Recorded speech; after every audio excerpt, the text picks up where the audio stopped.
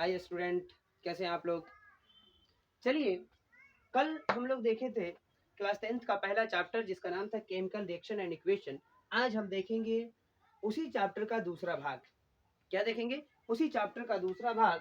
कल हम लोगों ने देखा था कि भौतिक परिवर्तन, रासायनिक परिवर्तन, रेडियो एक्टिव परिवर्तन, यानी कि ये जितने भी तरह के परिवर्तन थे वो किस तरह से होते हैं और कैसे होते हैं और परिवर्तन क्या होता है। ठीक है ना। तो आज हम चैप्टर के अंदर चलेंगे। उस दिन तो हम लोग चेंज जान गए थे कि चेंज कितने तरह के होते हैं, परिवर्तन कितने तरह के होते हैं। आज हम लोग चलेंगे चैप्टर के दूसरे लेक्चर्स में, पार्ट 2 में चलेंगे। और यहाँ से जो है ना हमारा मेन चैप्टर, रियल चैप्टर जो है ना शुरू होता है। तो हम चलेंगे। तो देखिए यहाँ पे फिर हम लिखे हुए हैं भौतिक परिवर्तन और रासायनिक परिवर्तन। ऐसा क्यों लिखे हैं? क्योंकि जो है ना आपको जो है ना इसी परिवर्तन के बारे में पढ़ना है और यही परिवर्तन जो है ना बाद में रिएक्शन में कन्वर्ट होगा, जैसे कि हम बताते हैं। तो जैसे कि कल वाले लेक्चर के हिसाब से भौतिक परिवर्तन क्या है? वैसा परिवर्तन जिसमें कोई पदार्थ की प्रकृति पूर्ण रूप से नहीं बदलती है, उसे भौतिक परिवर्तन कहते हैं। जैसे कागज का फटना, कागज का फटना। वाटर को आप फ्रिज में रख दीजिए, बर्फ बन जाएगा, फिर बर्फ से वो पानी बन जाएगा। होगा कि नहीं होगा? फिर आप मान लीजिए कि कपड़े अगर आप पहन रहे हैं या कपड़े का कहीं फट जा रहा है, कपड़ा कहीं से फट जा रहा है, या फिर वाटर को आप बॉयल कर रहे हैं। क्या कर रहे हैं? वाटर को आप बॉयल कर रहे हैं। तो ये इस तरह की बहुत सारे आप लोगों ने एग्जांपल देखा था जो भौतिक परिवर्तन के अंतर्गत आता था। और दूसरा है रासायनिक परिवर्तन, यानी कि वैसा परिवर्तन जिसमें किसी पदार्थ की प्रकृति जो है ना पूर्ण रूप से बदल जाती है। क्या हो जाती है? पूर्ण रूप से बदल जाती है। उसे हम क्या कहते हैं? रासायनिक परिवर्तन कहते हैं। यानी कि वैसा परिवर्तन जिसमें किसी पदार्थ की प्रकृति क्या होती है? पूर्ण रूप से बदल जाती है, उसे रासायनिक परिवर्तन के नाम से जानते हैं। जानते हैं? जैसे कागज का जलना। देहात में घूर वगैरह देखे आप लोग?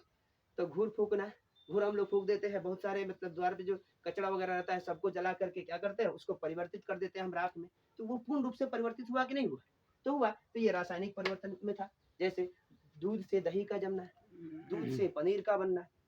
देखे थे हम लोग बहुत सारे तरह के जो है ना एग्जाम्पल्स हम लोगों ने देखा था कि हाँ रासायनिक परिवर्तन के अंतर्गत आता है। इसके में जो है ना सबसे जो इम्पोर्टेंट परिवर्तन था हमारे बॉडी के अंदर पाचन क्रिया।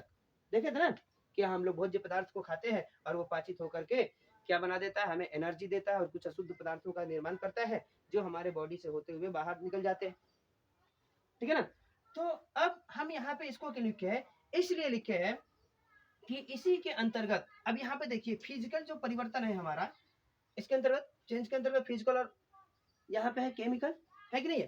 तो ये फिजिकल परिवर्तन को यहीं पे छोड़ देना है।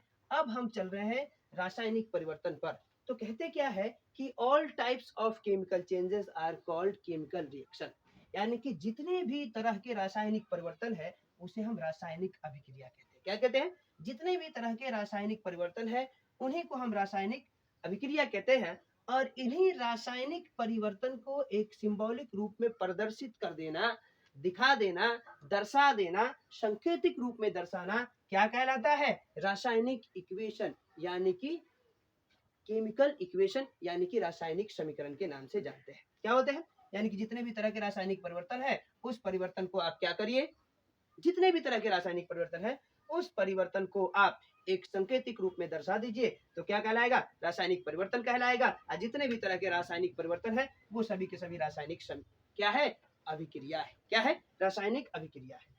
तो समझ में आ गया कि रासायनिक अभिक्रिया क्या होता है और रासायनिक समीकरण क्या होता है। कि all types of chemical changes are called chemical reaction, जितने भी तरह के रासायनिक परिवर्तन है वो सभी के सभी क्या कहलाएंगे? रासायनिक अभिक्रिया के अंतर्गत आएंगे। और उन्हीं रासायनिक परिवर्तन को एक सिंबल के जरिए दर्शा देना क्या कहलाता है? क्या कहलाता है? वो रासायनिक समीकरण कहलाता है। क्या कहलाता है? रासायनिक समीकरण कहलाता है। चलिए, तो आज हम चैप्टर के बारे में तो पढ़ लिया, लेकिन यहाँ पे देखिए थोड़ा सा एक चीज लिखे हुआ है नोट पॉइंट में। क्या लिखे है? नोट में लिखे है, क्योंकि कल हम बता दिए थे लेकिन इसको अच्छे से नहीं समझा पाए थे, नहीं डील कर पाए थे, इसलिए हम लिखे हैं। चैप्टर समझने के बाद हम लोग थोड़ा सा इसको समझ लेते हैं।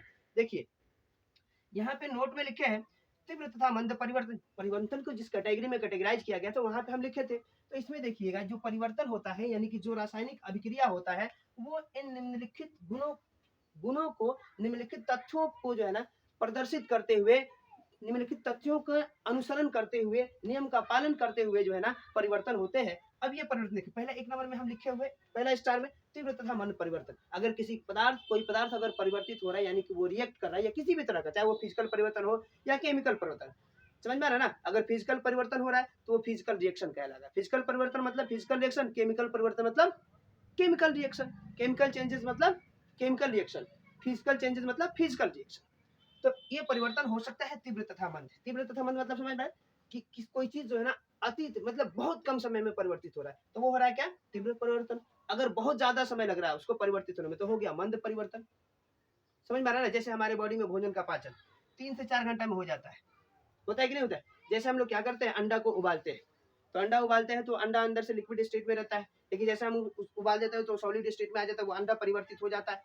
अब फिर उबले हुए अंडा से अंडा तो नहीं बना सकते ना, तो भी एक तरह का परिवर्तन है, तो वो तीव्र हो गया। मंद परिवर्तन के अंतर्गत आते हैं जैसे कोयला, हीरा, आप सुने होंगे कोयले के खदान से निकलता है तो लाखों हजारों वर्ष पूर्व जो है ना पृथ्वी के अंदर दबा रहता है ना, तब वो क्या होता है, रिएक्ट करके जो है ना वो हीरे में बदल जाता है। पेट्रोलियम, डीजल, जितने भी तरह के मतलब फ्यूल्स आप यूज करते हैं अधिकतर, ठीक है ना, सबको पृथ्वी के अंदर से निकाला जाता है, वो सब क्या है, मंद परिवर्तन के अंतर्गत आते हैं। यहाँ पे लिखे नियमित तथा अनियमित परिवर्तन। देखिए अब ये नियमित तथा अनियमित परिवर्तन भी होता है कि नहीं होता है? होता है। नियमित परिवर्तन का मतलब जो एक नियम का पालन करते हुए कोई चीज अगर परिवर्तित हो रहा है, नियम का पालन करते हुए कोई चीज परिवर्तित हो रहा है, उसे हम कहेंगे नियमित परिवर्तन। या इस तरह से कह सकते हैं कि जितना परिवर्तित होना चाहिए था अगर उतना ही परिवर्तित हो रहा है तो क्या कहलाएगा, नियमित परिवर्तन कहलाएगा। जितना उसको परिवर्तित होना चाहिए उतना ही कर रहा है तो नियमित है। अच्छा, अनियमित, हाँ, जरूरत से ज्यादा परिवर्तन हो जाए वो कहलाएगा अनियमित परिवर्तन कहलाएगा। जरूरत से ज्यादा, जैसे मान लीजिए सपोज दैट कि एक लड़का है, छोटा सा बच्चा है, उसमें अगर नियम के हिसाब से जैसे 5 साल का है तो 5 साल में इतना बड़ा होना चाहिए, मान लेते हैं थोड़ा सा 2 फीट 3 फीट का होना चाहिए। अभी वो बच्चा जो है ना 3 फीट का होना चाहिए, 4 फीट का होना चाहिए। 3 फीट मान लीजिए सपोज दैट 2.5 फीट 5 साल में, 6 साल में, अब वो बच्चा है लगभग 1 फीट का, तो उसमें जो है ना परिवर्तन नहीं हुआ, मतलब नियमित परिवर्तन नहीं हुआ, अनियमित परिवर्तन हुआ, यानी कि हुआ ही नहीं, बहुत हुआ लेकिन थोड़ा सा हुआ। नियम के अनुसार नहीं हुआ, जो नियम कहता है उसके अनुसार जो है ना उसमें परिवर्तन नहीं हुआ। अच्छा, नियम के अनुसार बच्चे के अंग डेवलप होते हैं, जैसे बॉडी हाथ डेवलप होता है, नाक डेवलप होता है, कान डेवलप होता है, मुंह बड़े हो जाते हैं, बाल बड़े बड़े हो जाते हैं, आंख बड़े बड़े हो जाते हैं, पैर बड़ा हो जाता है, फिर धीरे धीरे वो बढ़ने लगता है।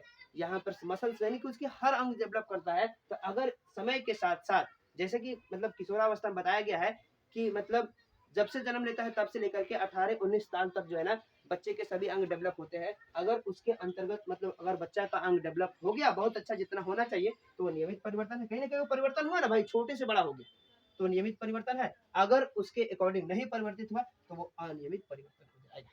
अब आप अपने दैनिक जीवन में देख लीजिएगा अगल बगल चारों ओर कि कौन नियम के अनुसार परिवर्तन है और कौन नियम के अनुसार परिवर्तन नहीं है।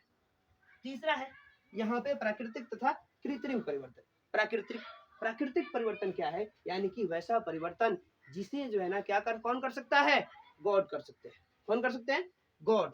यानी कि वैसा परिवर्तन जो हमारे दैनिक जीवन में घटता है या हमारे अगल बगल हमारे यूनिवर्स में घटता है, ठीक है ना, जिसपे हमारा कोई मतलब क्या होता है, कंट्रोल नहीं रहता है, हम उस परिवर्तन को रोक नहीं सकते हैं, उस तरह के परिवर्तन को क्या कहते हैं, प्राकृतिक जो है ना परिवर्तन कहते हैं। ये प्राकृतिक परिवर्तन कौन कराते हैं, ये ऊपर वाले कराते हैं, गॉड कराते हैं, गॉड के थ्रू होता है। जैसे जाड़े से गर्मी का आना, दिन रात का होना, जाड़े से गर्मी का आना, गर्मी से जाड़े का होना।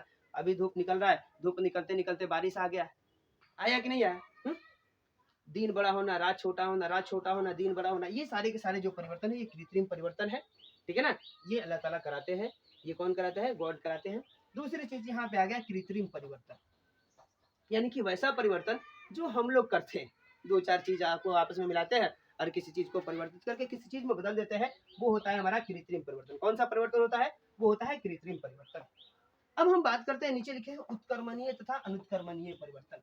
उत्कर्मणीय परिवर्तन एक तरह से आप कह सकते हैं कि ये फिजिकल परिवर्तन है, अनुत्कर्मणीय परिवर्तन आप कह सकते हैं कि एक तरह का केमिकल परिवर्तन है। उत्कर्मणीय मतलब वैसा कोई परिवर्तन जिसमें पदार्थ परिवर्तित हुआ है लेकिन फिर जो है ना उस परिवर्तित हुए पदार्थ से फिर उस पदार्थ को बनाया जा सकता है, उसे हम कहते हैं उत्कर्मणीय परिवर्तन।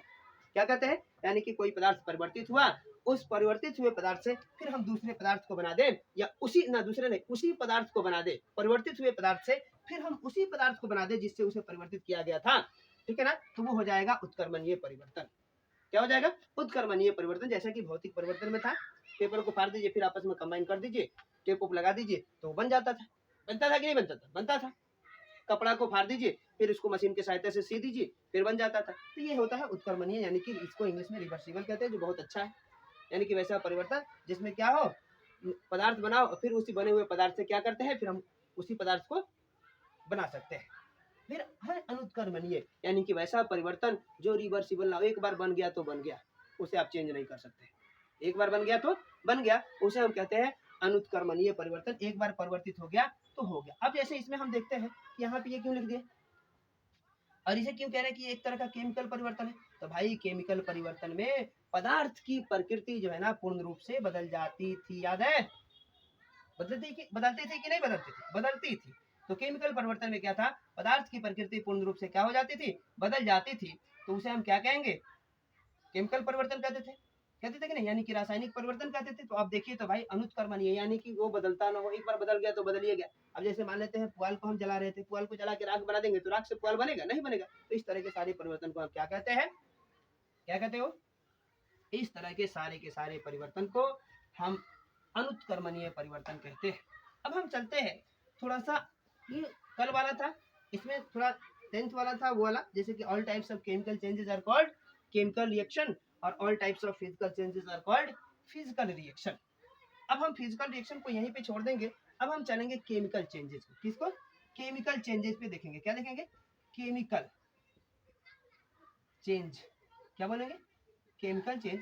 केमिकल चेंज से बना है केमिकल रिएक्शन, क्या बना है, केमिकल चेंज से बना है केमिकल रिएक्शन, क्या बना है वो, केमिकल चेंज से क्या बना है, केमिकल रिएक्शन, केमिकल चेंज से क्या बना है, केमिकल रिएक्शन, क्या बना है, केमिकल रिएक्शन।